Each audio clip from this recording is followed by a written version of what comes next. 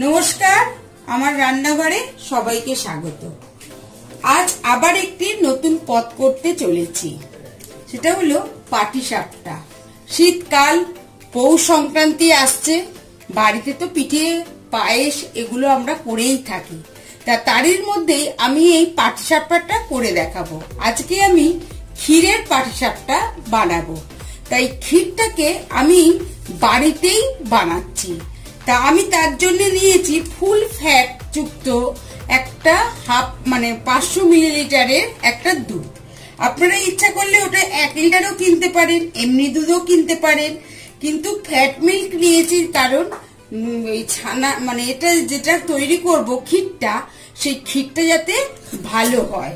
তা আমি দুধটা উনুনেতে বসিয়ে দিচ্ছি।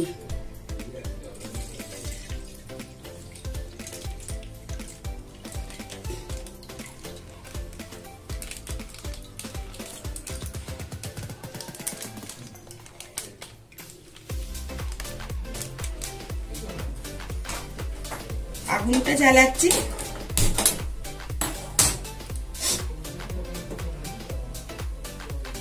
আমি দুধটা উনুনে বসিয়ে দিয়েছি, এবারে এটা গরম হবে। আচ্ছা, আমি এর সাথে আমি নিয়েছি 1 কাপ গুঁড়ো দুধ। এই দুধটা আমি এই দুধের সাথে মেশাবো। যখন মেশাবো আপনাদেরকে দেখাবো। আপনারা ইচ্ছা করলে এটা 1 লিটার দুধ নিয়েও ক্ষীরটা বানাতে পারেন, কিন্তু তাতে সময় বেশি লাগবে আর গ্যাসও খরচা হবে। ওই জন্য আমি ওটা গুঁড়ো দুধ দিয়ে করে দেখাবো যে তাড়াতাড়ি কি করে ক্ষীর বানানো যায়।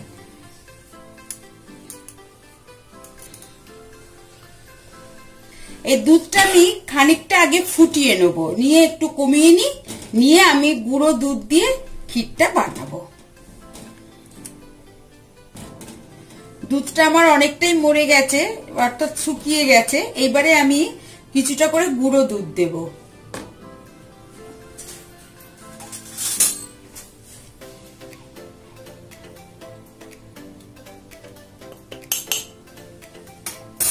দুধ দিয়ে কিন্তু নাড়তে থাকবেন। হ্যাঁ,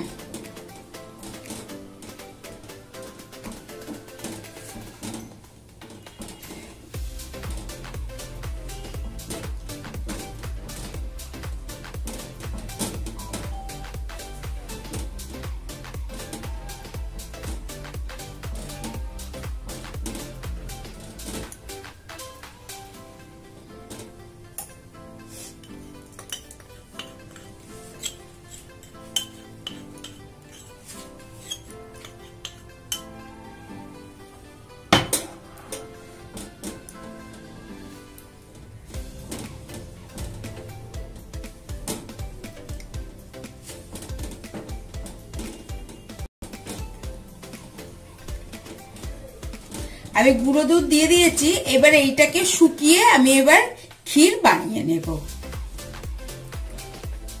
ক্ষীরটা আমার প্রায় হয়েই গেছে। এবারেতে আমি কিছুটা মিষ্টি দিয়ে দেবো।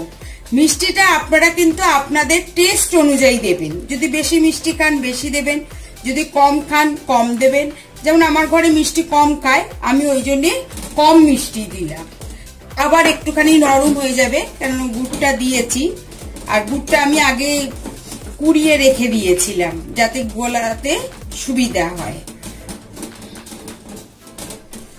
আচ্ছা, আর দিয়ে দিচ্ছি এর মধ্যে কিছুটা কাজু বাদাম গুঁড়ো।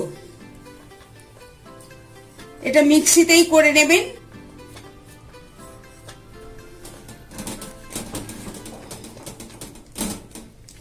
আর দিচ্ছি ছোট এলাচের গুঁড়ো।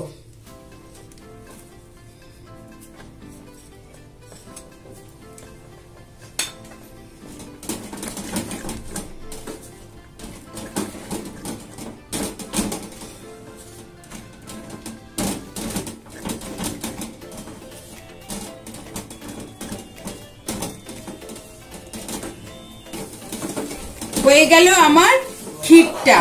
আমি কিন্তু ক্ষীরটা যখন বানিয়েছি, অর্থাৎ দুধটা যখন শুকিয়ে এসছে প্রায়, আমি কিন্তু আঁচটাকে একদম সিমে করে দিয়েছিলাম।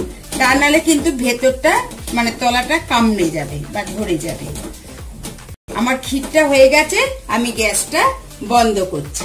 এবার আমি ব্যাটারটা তৈরি করব। এইবারে আমি পাটিসাপটার ব্যাটারটা বানাবো। তার জন্য আমি এই কাপটা নিয়েছি।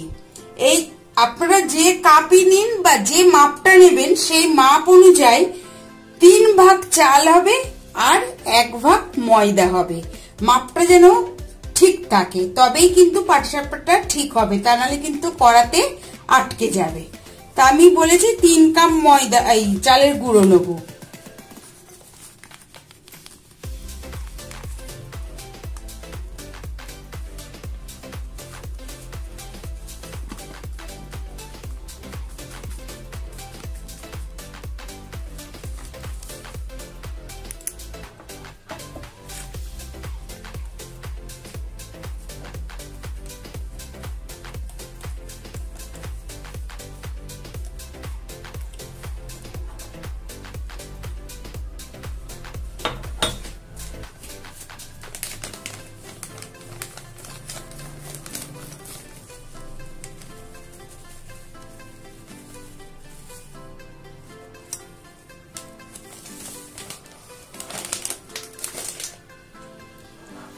তিন কাপ নিলাম চালের গুঁড়ি।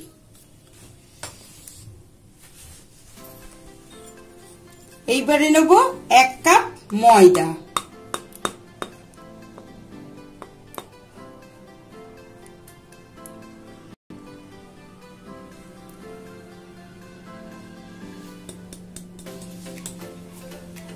এটাকে আগে ভালো করে মিশিয়ে নেব।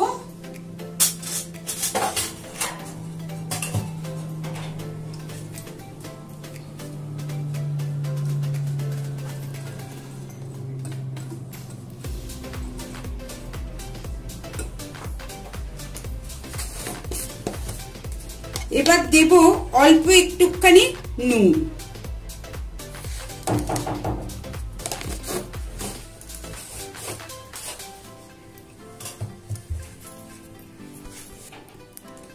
আর দিয়ে দিচ্ছি নতুন গুড়।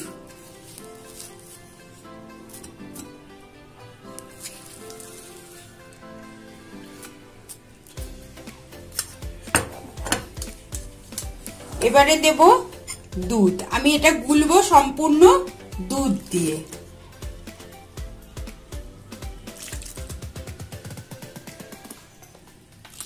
দুধটা আমি আগে জাল দিয়ে রেখে দিয়েছি।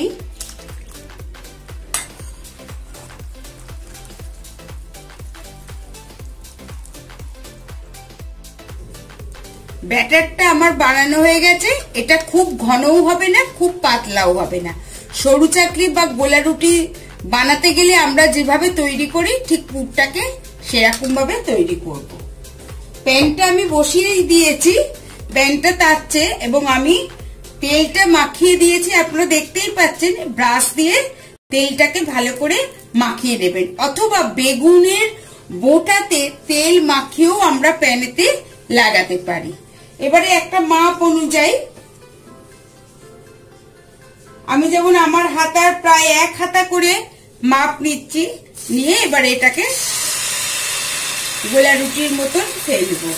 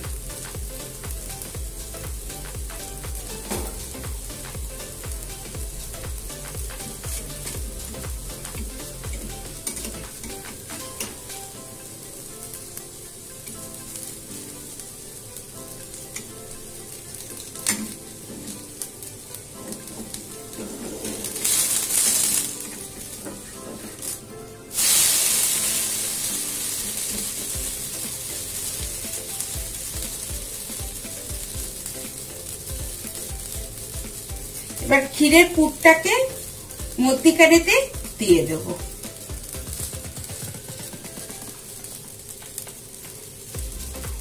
দিয়ে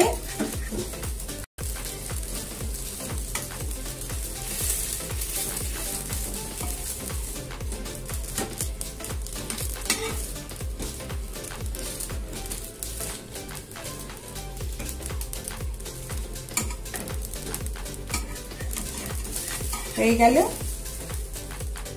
একটা পাটিসাপটা।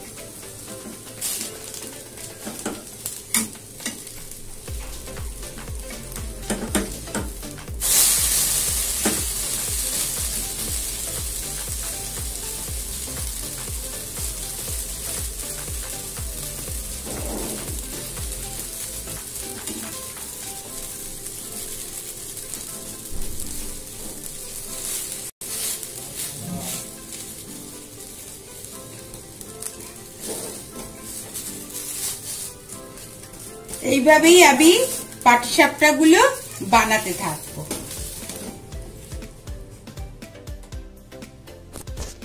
এই হলো আমার পাটিসাপটা। আশা করি আপনাদের এগুলি ভালো লাগবে।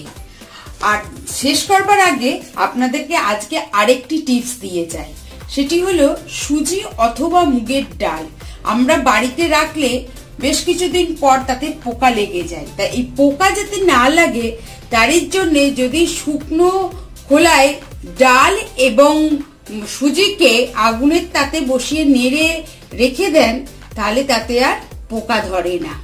আশা করি আমার এই টিপসটি আপনাদের ভালো লাগবে। আজ এখানেই শেষ করছি, আবার আসবো অন্য আরেকটি পদ নিয়ে।